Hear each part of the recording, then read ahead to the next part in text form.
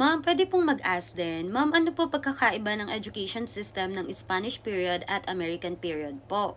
Wala po ako idea, report ko po bukas. Hi teachers! Hi future LPTs! Kumusta? Kumusta? Okay, dahil nga Sunday ngayon, kakauwi ko lang. Blessed Sunday! At ano nga ba ang pagkakaiba ng Spanish period and American period pagdating sa education system? Kasama to sa let. Lumalabas yan. At dahil dyan, here's another topic that you should know before taking the board exam. Okay, umpisahan na muna natin sa goals of education. During Spanish period, alam naman natin yung education nila focus nila is religious instruction. Yes, ini-aim nila na ma-convert ang mga Pilipino to Christianity. It prioritizes moral and spiritual education based on Catholic teachings. At pagdating naman sa mga Amerikano, ine-emphasize din nila itong secular, ibig sabihin denoting attitudes and activities that have no religious. Kumbaga, si Spanish, relihiyoso, pero si American hindi po ganon. And also, practical knowledge including sciences, mathematics, and language. Kumbaga, ang goal ni American, eto. And it aimed to promote democracy and train Filipinos for self-governance. Yun yung goal nila sa education. Next naman yung accessibility naman. Alam niyo ba, during Spanish period, limited lang yung mga nakakapag-aral. Ito yung mga tinatawag na elite or mga ilustrados. At kasama dyan si Dr. Jose Rizal.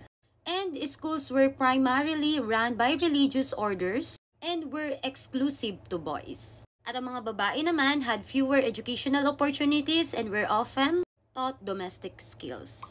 While American period po, education was made more accessible to general public. Alam niyo po ba na naging free access na po? Ibig sabihin, hindi na yung pinipili lang yung mga elite or mga ilustrados. Public schools were established and free primary education was offered. And both boys and girls were given equal opportunities to study. Pagdating naman sa language of instruction, during the Spanish period, of course, ang instruction nila, ang language nila is Spanish. At kaunti lang yung mga Pilipinong natuto po nun. And of course, pagdating naman sa American period is English. At ito, lumabas sa letto. Ang unang mga naging guru po, during the American period, ay ang mga sundalo. At tinawag silang Thomasites po. Next, let's talk about curriculum. Ang Spanish, focus sila sa religious studies, reading, writing, arithmetic, and music. Sa higher education naman, limited po and restricted to theology, philosophy, and law.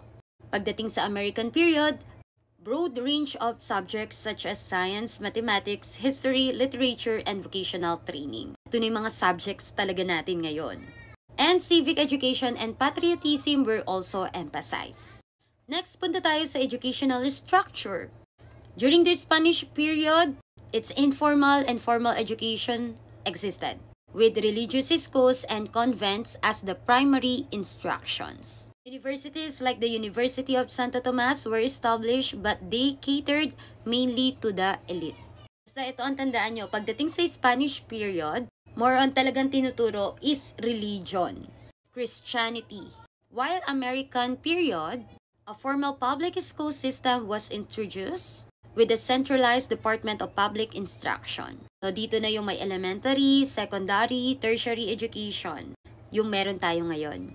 Kaya sa totoo lang, napakalaki ng impact ng American period sa atin.